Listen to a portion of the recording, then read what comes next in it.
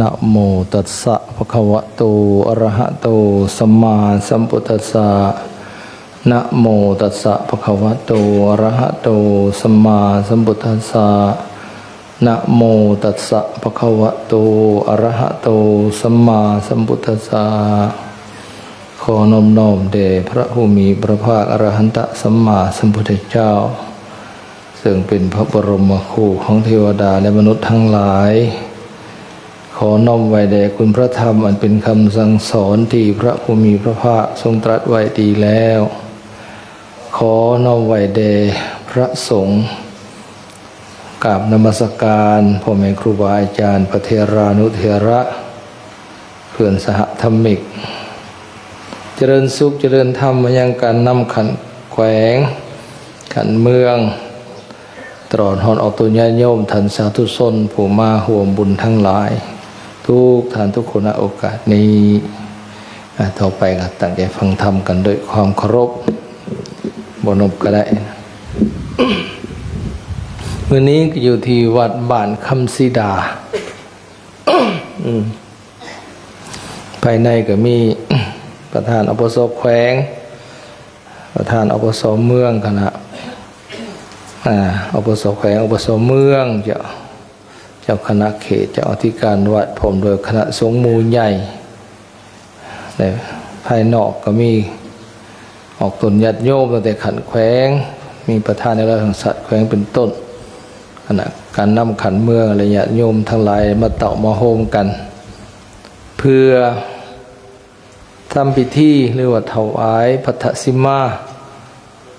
และกะขอดสิ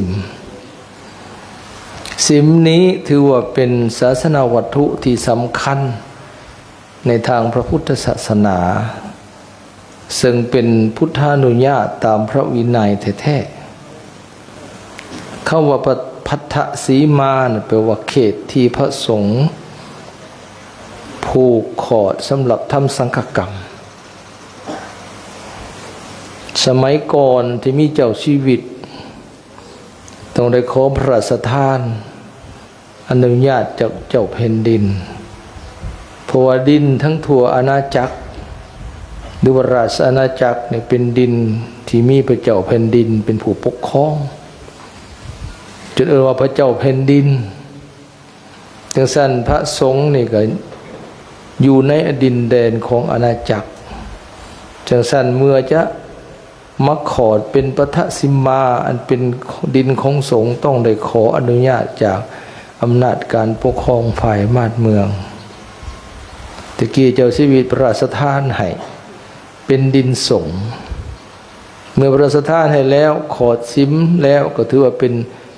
แผ่นดินของพระศาสนาอยู่ในบริเวณสิมนี้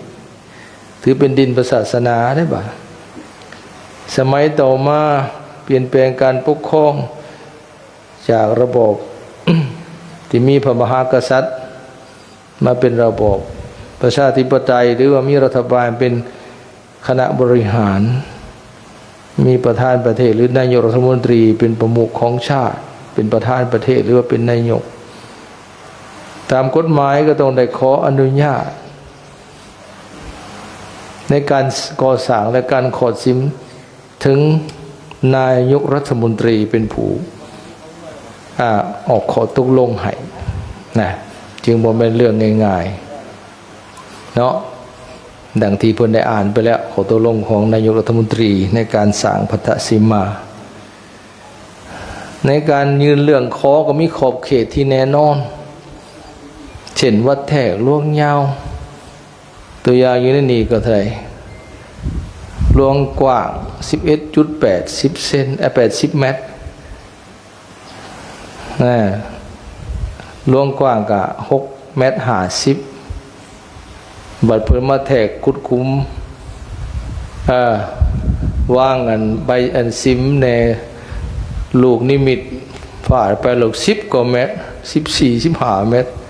ทั้งกว้าง 7-8 เมตรถือว่ากายกำหนดใส่บ่ได้ก็เลยพากันยับเก่าคืนนั่นเด้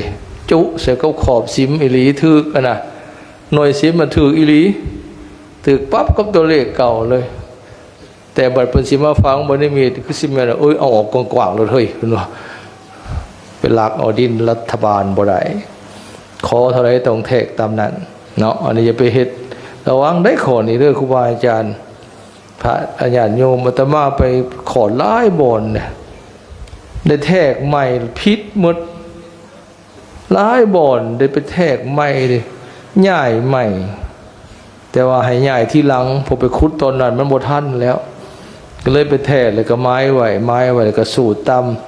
ตามที่เฮาขออนุญาตมาได้อันนี้ถูกเด้เพิ่นเฮ็ดให้ถูกคักที่เอาตามขอบซิมเลยนี่ถูกคัก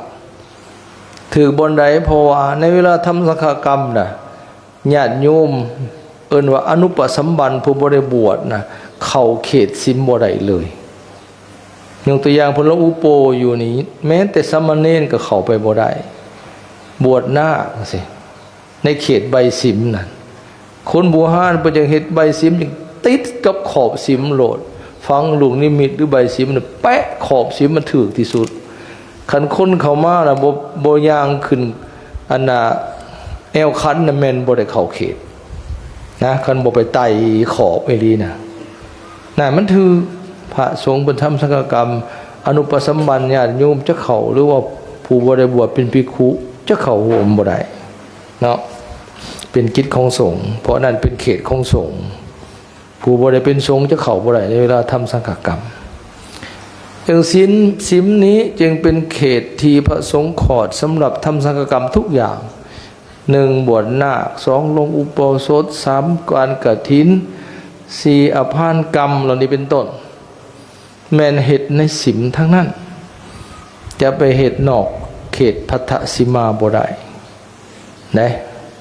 เว้นเสียแต่ว่าศีลที่สมมุติขึ้นชั่วคราวที่บ่ได้ขอดนะอันนั้นได้จะเอาเขตต้นไม้นี่หาต้นไม้นั่นจอมปลวกนี่หาบ่อนนั่นแทกเอาหรือสิเอาเป็นเม็ดสิกว้างเท่าไรจักว่าก็ว่าไปเบกี้เพิ่นก็ตอกลักเอาขีดเอาหรือเอาผายเน่งอ้อมเอาแล้วสมมุติในเขตนั้นถ้ามีหลังเป็นโฮงเป็นศาลาเป็นกระตูปเป็นศาลาก็สมมุติเอาในศาลานั้นในตูปในกระเทิบมันนั่นเป็นบ่อนขอดเป็นบ่อนเฮ็ดศีลสำหรับบวชนาคชั่วคราวแล้วก็เลิกถอนบ่ได้ขอดเป็นศีลถาวรเหมือนกับยืมดินของราชอาณาจักรหรือของฝ่ายอาณาจักรมาเฮ็ดศีลชั่วคราวบวชนาคทำสังฆกรรมจบก็ยกเลิกจะเป็นในที่ทั้งบกหรือในน้ำก็ได้เป็นบึงเป็นห้วยนะสำรุษผู้มีกำลังสาดน้ำไปถ้ากว้างสุดก็สาดไปผ่าฟังได้หรือสุดกำลังได้หรือกว้างใหญ่กับพุ่นแหละเขตบึงเขตน้องใหญ่ๆก็ได้แต่ว่าบ่ได้เอาทั้งหมดเอากำหนดบริเวณที่เป็นแพร่ขาดอยู่นะหั่นก็เป็นเฮ็ดแพร่เฮ็ดหยังไปเอิ้นว่าซิมน้ำชั่วคราวอันนั้นก็บวชนาคได้แต่คันเฮ็ดซิมแบบนี้ต้องขออนุญาตจากฝ่ายบ้านเมืองแล้วอันนี้เป็นซิมที่ถาวรขอดแล้วเป็นดินศาสนาไปตลอดกาลนานเพิ่นกล่าวไว้บูฮานว่าเลิกลงหอดน้ำห้องดินสูงขึ้นไปหอดพรหมโลกพุ่นว่าเขตซิมนะก็ไม่ธรรมดาเด้แต่เขาว่าซิมนั้นวัดว่าจะห่างไปเมื่อหนา100 ปี1,000 ปีไปแม่นศาสนาจะเอิ้นว่าบ่มีศาสนาแล้วว่าซั่นซะวัดว่าเพพังไปแล้วหรือเปลี่ยนไปถือศาสนาอื่นไปหมดแล้วแต่ว่าซิมที่ยังเป็นอยู่ในนี่ในดินสงฆ์อันนี้ก็ยังเป็นซิมอยู่เป็นดินของพระศาสนาแต่สั่นเพิ่นเวลาสิขอดซิมทุกเทื่อเพิ่นจะมีการสูดถอดก่อนเพื่อบ่ให้ซิมทับซ้อนกันอาจจะมีซิมเก่าแต่บูหานาการที่จมอยู่ในแผ่นดินนี่เพราะว่าศาสนาก็หลายยุคหลายสมัยหลายพระพุทธเจ้ามาตัดแล้ว อาจจะเคยมีวัดเก่ามีศีลเก่าอยู่ในผืนนี้กษัตริย์เมื่อจะสั่งศีลใหม่จงสูตรถอดซะก่อนเพื่อบ่ให้เป็นศีลทับซ้อนกันถ้าสั่งทับซ้อนกันก็จะเหตุสังฆกรรมบ่ได้จึงถอดก่อนสูตรถอดก่อนจึงมาสูตรขอสมมุติเป็นศีลหลังใหม่ขึ้นแทนไงแต่ท่านศีลจึงสำคัญสำหรับสังฆกรรมแต่เฮาสิบวชนาคเป็นพระบ่อนเกิดของพระก็เกิดอยู่ในนี่บวชอยู่ในศีลอันนี้จะไปบวชอยู่นอกศีลบ่ได้จะไปนั่งบวชในศาลาไปนั่งบวชในกุฏิบ่ได้ต้องมีศีลเป็นจุดสำคัญสื่อสารสังฆกรรมส่วนนี้จึงเป็นเรื่องสำคัญที่สุดสำหรับสงฆ์ไงเขตสงฆ์นี่คันสงฆ์บ่อนุญาตให้เข้าบ่ได้ฝ่ายบ้านเมืองก็เข้าบ่ได้นะเพิ่นมีสังฆกรรมมีสังฆกิจจนเคยมีสมัยหนึ่งอยู่บ้านไกลเฮือนเคียงเฮามีพระเถระผู้หนึ่งเขาตั้งขอหาตอนนั้นกำลังมีขอคัดแย้ง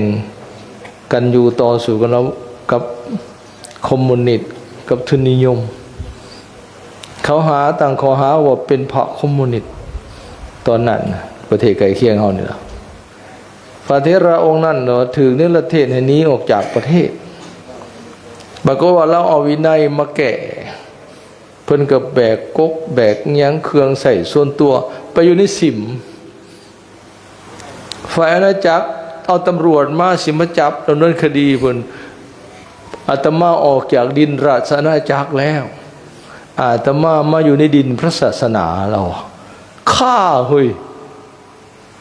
มันแม่นคมผลอันนี้พระเจ้าสิวีพระราชทานให้แล้ว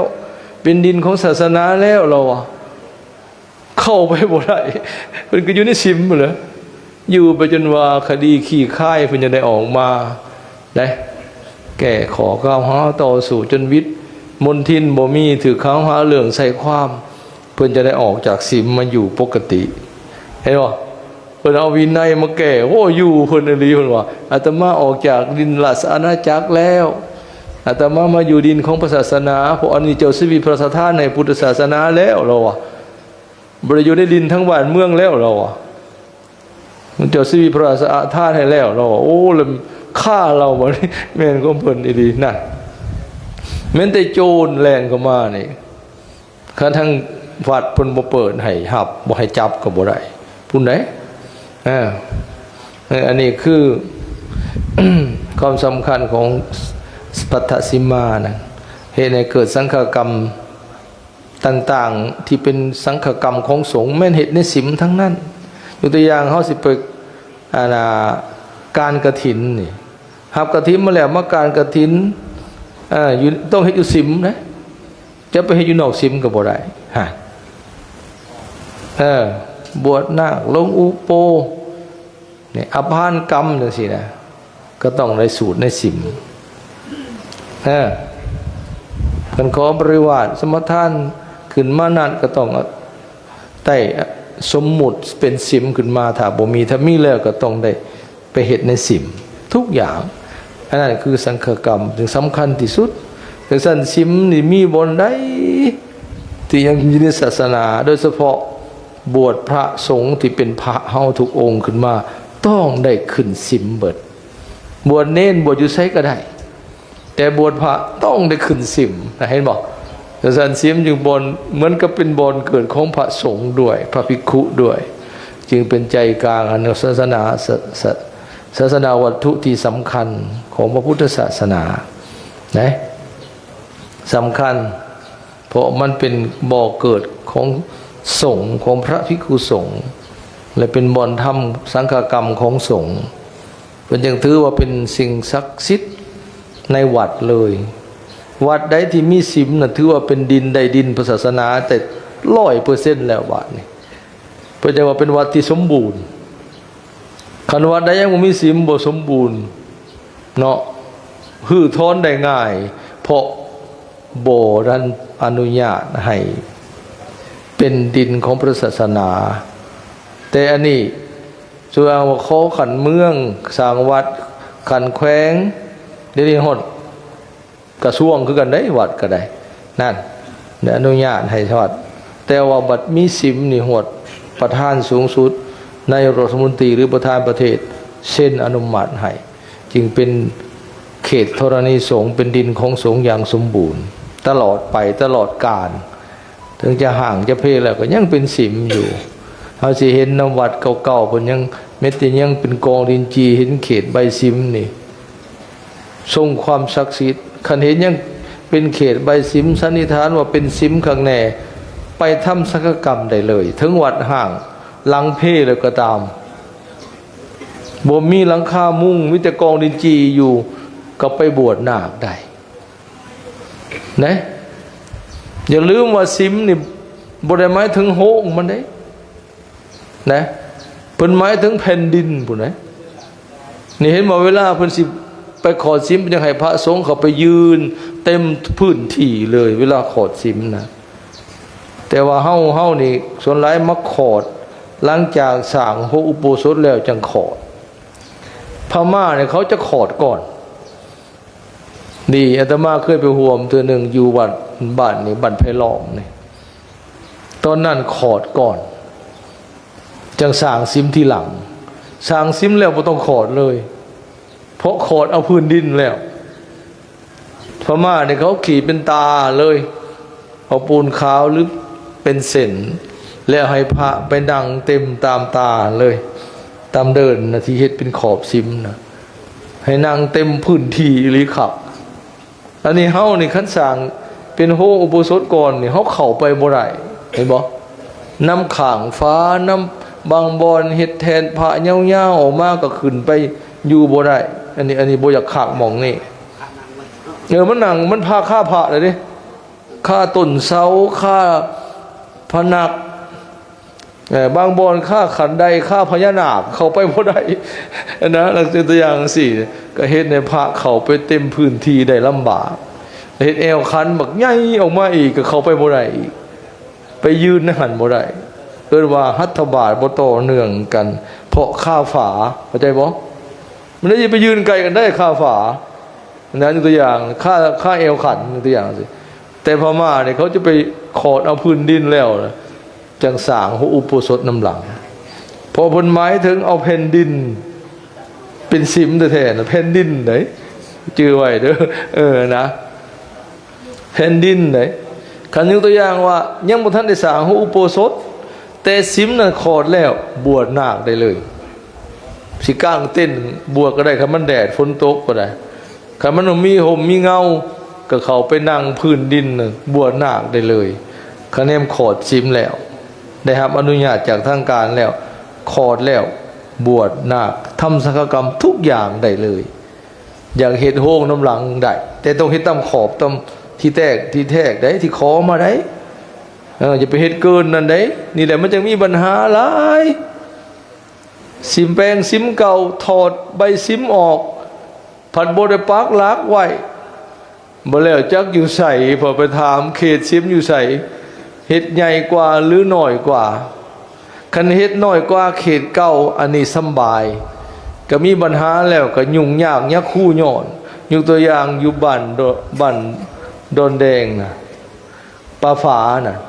ปีน่ะไปจนค่ำละ 4-5 โมงแรงเอาประกาศเตาโฮมประสงค์เด้อสิได้เวลาอันขอซิมนะเด้อแต่เว้นบ่ายมันเย็นแล้วนะเอาเอิ้นนายบ้านเอิ้นปกครองมาถามซิมน่ะเป็นจังได๋จะเอาวาดเพิ่นซิมใหญ่หรือน้อยใหญ่กว่าเก่าหรือใหญ่กว่าน้อยกว่าเก่าฮู้ชื่อเขตบ่เฮ็ดน้อยกว่าเก่าว่าซั่นโอ้ยอาตมาสั่งยกเลิกไปเมื่อว่าซั่นน้อยกว่าเขตซิมเก่าสิไปขอได้หยังเหมือนหัวเฮือนเฮามีอ้อมเบิดแล้วเฮ็ดเฮือนน้อยกว่าหัวแล้วบ่สิไปขอได้หยังคันใหญ่กว่าหัวเลยบ่ได้ไปเอาดินเพิ่นแล้วว่านี่ได้ขอดใหม่เด้อันนี้มันอยู่ในเฮือนในขอบเขตเก่าของตัวเองอยู่คือเฮ็ดเฮือนน้อยกว่าหลังเก่าหั่นนะอยู่ในหัวอันมีแดนข้างในแล้วนะเพิ่นสิไปขอที่พี่สั่งสิไปขออนุญาตไผดินเจ้าของอยู่อันนะก็โอ้ยแล้วพากันหัวย่าพ่อย่าตาจังมาจมอันนั้นแหละไปหลายบ่อนไปแทกก็ผิดคือว่ามาแหละ ส่วนหลายไปฝังเกินขุดบ่อนฝังนิมิตเฮ็ดใบซิมเกินที่ขอส่วนหลายไปแทกนะอย่างว่าคู่บ่อนอันนี้ให้จังสั่นกันเฮ็ดเท่าหน้าเท่าใดขอเท่าใดกว้างเท่าใดยาวเท่าใดต้องขุดบ่อนสิฝังลูกนิมิตฝังใบซิมมาให้ถูกตามนั้นบ่ให้ลื่นบ่ให้หลุดจักเส้นเลยพุ่นใดถ้าฝังทางในเอาใบซิมเป็นรอบนอกนะให้ก็เอาใบซิมขอในก็ให้ว่าอยู่ในให้อยู่ในขอบอยู่นอกเส้นมันก็ให้ถูกตามนั้นทุกแจทุกมุมเลยนะเห็นไหมมื้อนี้นี่มันสงสัยสิเอารอบในแล้วเพราะว่าซิมตีนซิมนั่นแอลคันน่ะมันถือกับเขตนอกเขตกับการวัดแทกพอดีแล้วจังสั่นต้องแทกรอบในได้บัดเนี่ยในใบซิมนะใบซิมมันสิลื่นออกมานอกเข้าใจบ่ลูกนิมิตก็สิลื่นออกมานอกคันอยากให้สิทอดแทกเอารอบนอกเขาลูกนิมิตมันสิได้ทับตีนทับเอวคันเข้าไปได้บัดนี้เห็นบ่จังสั่นจะได้แทกเอารอบในหน้าใบซิมทางในเข้าใจบ่แทกเอาทั้งหน้าใบลูกนิมิตทางในลูกนิมิตสิเลยออกมานอกได้บัดนี้จังซั่นกันว่าเขตซิมอยู่ไส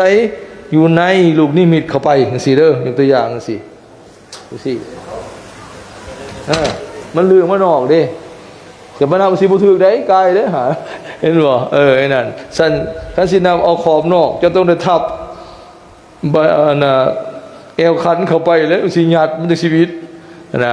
นั่นนี่สำคัญนะสัญญาเบิดลูกนิมิตฝังใบซิมไปจุใส่กับแคมมันเลยแล้วก็ให้ถือแก้ถือด้านคักๆด้วยนะนี่อย่างนั้นอย่าไปฟังทั่วทีบทั่วแดนหลายๆบ่อนโอ้ยเพิ่นจะได้บ่อนกว้างเฮ้ยยับเอากว้างๆนี่ก็ได้เพิ่นว่า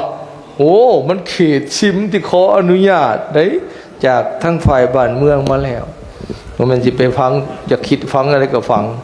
คันเฮาเฮ็ดบ่ถูกตามวินัยมันบ่เป็นมันเป็นสีมาวิบัติใส่บ่ได้ผิดวินัยเห็นบ่เหมือนกับขอ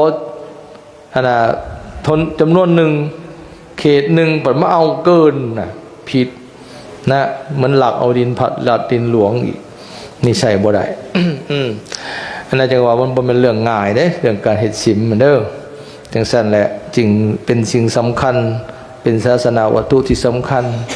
มีสิ่งหนึ่งที่ญาติทานเคยสังเกตซิมมันเย็นแปลกเด้อขึ้นไปเบิ่งโลดคู่บ่อนซิมันซิมใหม่ซิมดินก็อย่าเฮ็ดดินก็มีเพดานคือกันขึ้นไปมันเย็นคู่บ่อนนะมันอันหนาอัศจรรย์อยู่เนาะเฮาเฮ็ดกุฏิก็มีเพดานคือกันหลังสูงหลังใหญ่มันคือฮ้อนแต่ขึ้นไปซิมเย็นเราไปสังเกตมันคู่บ่อนมันหนาอัศจรรย์อยู่เลยแต่มาเบิ่งเมื่อวานอยู่ในใส่ซิมน่ะเป็นเย็นขึ้นไปนั่นน่ะคือมันบ่ฮ้อนนะบ่ว่าซิมใหม่ซิมดินอยู่บนนั้นก็คือกันนะเปิดบ้องเยี่ยมมักลมเขาคือเย็นสวยคือบ่มีฮ้อนนะอันนี้ก็น่าอัศจรรย์อยู่อย่างหนึ่งคือกัน แล้วก็บูฮานเป็นว่าซิมเก่าซิมแก่เพ่พังแล้วก็เค็ดกะยำเหมือนมีเทวดาพระภูมิเจ้าที่เขารักษาดูแลอยู่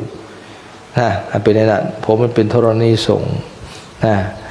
อันนี้ความสำคัญของปฐสิมาเนาะแต่สันเฮาสิถือเบาบ่ได้บัดนี้จะมาว่าเรื่องทั้งสังฆกรรมจักหน่อยเนาะอันนี้เด้อครูบาอาจารย์เราพระสงฆ์เฮาสังฆกรรมใดๆก็ตามบ่ว่าสิบวชหนักแล้วอุโบสถกฐินนัตรกิจทั้งหลายที่เป็นของสงฆ์เฮานั้นให้เฮาถือสำคัญคันมีตัวอย่างคือนี่มีขอดซิมเนี่ยมันเป็นสังฆกรรมขอดซิมก็เป็นสังฆกรรมจังซั่นเฮาสิไปถือเบาบ่ได้มีคิดมีเวียกมีงานยังทั้งวัดทั้งว่าก็สละก่อนเพราะต้องใส่สงฆ์จำนวนหลายเพื่อมันสิแล้วง่ายก็สมมุติว่าซิมใหญ่กว่านี่พระสงฆ์ดำ10 20องค์หรือพระโทกว่าสิสูดแล้วง่ายยับไปเป็น10 เทื่อยังบ่แล แต่มื้อนี้พระสงฆ์เฮา100 กว่าองค์นี่เทื่อเดียวแล้วเลยนี่ยืนเต็มทั้งเทิงยืนลงไปทั้งลุมยืนย่างยืนอ้อมเป็นแถวแต่ละองค์เลี้ยนไปเลยอ้อมสิมสูตรเทื่อเดียวแล้วเลยได้ก็ขึ้นไปขอดเทื่อที่2จบนี่คณะสังฆกรรมให้ถือความสำคัญมันน่ะนี่คือเฮาเคารพตามพระวินัยเพราะเป็นพุทธบัญญัติอย่าไปถือเบาบางเทื่อเฮายอมสละสังฆกรรมไปเฮ็ดกิจส่วนตัวแต่สังฆกรรมกับบ่เคารพค่านั่นค่านี่บ่ไปปะซะก่อนถ้ามันถือเวลานั้นไม่ออกมามนต์ก็ย้ายไปคำพุ่นเด้อย่าอีหลีมื้ออื่นจังเอาข่อยเคารพสังฆกรรมไหนเคารพสงฆ์ไหนมันเป็นเรื่องลินๆได้พอออกไม่ออกเอ้ยอันนี้เราขี้ข้านนอนเอกเนกอยู่กับบ่ไปบ่เป็นได้ในนั้นเจ้าบวชอยู่ไสซะแต่ว่าบวชอยู่ซิมหั่นน่ะว่ะอยู่ถือเบาบ่ได้เด้บนจะสิบวชบวชมากก็บวชในซิมมันได้มาขอดซิมเพิ่นบ่ไปฮะมันก็บ่ได้เด้บนตัวเองเกิดแต่เธอได้หั่นน่ะที่ก็เกิดให้เป็นพระเป็นสงฆ์เมื่อหน้าผู้สืบทอดศาสนามาบวชในซิมอย่างสั้นสังฆกรรมใดๆที่เกิดขึ้นนั่นคือพุทธบัญญัตินั่นคือพระวินัยพระเจ้าทรงบัญญัติอย่าไปถือเบาต้องสละกิจส่วนตัวคันบ่ฮู้บ่ได้มอบสันทาบ่ได้บอกความบริสุทธิ์นี่เป็นพระอบัตถุกฎพระสงฆ์เฮาน่ะขาดโดยบ่มีเหตุผลคันบ่ได้มอบสันทาหรือหมกบริสุทธิ์มานะผิดวินัยด้วยนะจังซั่นอย่าถือเบาขณะว่าอยู่ในวัดเดียวกันนี่แต่อย่างหลวงปู่โปนี่มาบ่ได้คันไข่นักบ่รู้ว่าพ่อมาได้ก็เพิ่นให้มาบ่ได้ห้ามมาบอกบริสุทธิ์เพราะนั่นผู้ไหนไปอ่านเบอร์คักไหมบรรดาเขาบอกโอ้ยังยางได้อยู่เจ็บหัวต่างขี้ข่านในนอนบ่ได้ไปเด้อบ่ได้แล้วนี่เด้อให้ถือสำคัญแต่เทศสังฆกรรมบางเทื่ออาตมาเห็นหลายๆบ่อนยทานมีแต่ลาคิดส่วนตัวพุ่นไปหักลาสังฆกรรมปะนั่นไปเห็นความคิดส่วนตัวสำคัญกว่าสงฆ์สำคัญกว่าพระวินัยบ่ได้นะนั่นคือเป็นความเสื่อมแล้วนะมันต้องปากิจส่วนตัวเพื่อกิจสังฆกรรมสังฆกิจก่อนนะ15 วันมีเทื่อละลงอุโปเทื่อ15 วันมีเทื่อนึงยังมาญาติล่าไปอยู่ไปตัวเองคิดตัวเองมาถึงว่าเกือบเดือนเนาะ15 วันเพิ่นมาคาบเดียวหลวงปู่โปประมาณชั่วโมงบ่เกิน2 ชั่วโมงยังมาญาติล่าไปอยู่เนี่ยล่าได้ไหมกิจส่วนตัวน่ะสังฆกรรมเป็นเรื่องสำคัญเด้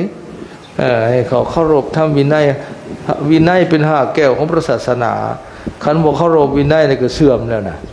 นั่นแหละมันสิถึงความวิบัติมันถึงความเสื่อมไปเบื้องต้นของพรหมจรรย์แล้วฉะนั้นเฮาต้องเคารพเด้อครูบาอาจารย์เด้อได้ยินข่าวเพิ่นบอกเพิ่นเตือนมีสังฆกรรมอยู่ไสกิจของสงฆ์อยู่ไสบอกไว้ก่อนโลดถ้ามีหยังก็มันยัง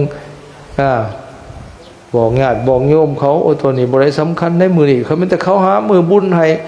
เสียมาเฮ็ดบุญเฮ็ดนั่นบุญเฮือนบุญซ่านไล่เบิ่งโอ้ยถึงวันอุปโปได้ข่อยต้องอุปโปได้ตอนนี้บ่ได้เด้เวลานี้บ่ได้เด้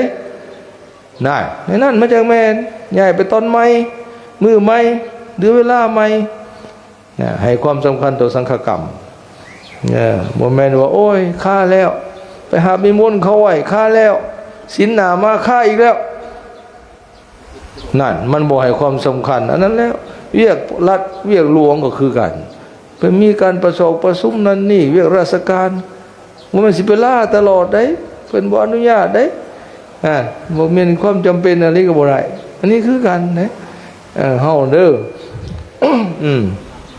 อย่าไปถือเบาแท้นี่ท่านโอ้ลังเรือสังเกตเบิ่งย่อมปะสังฆกรรมไปเฮ็ดกิจส่วนตัว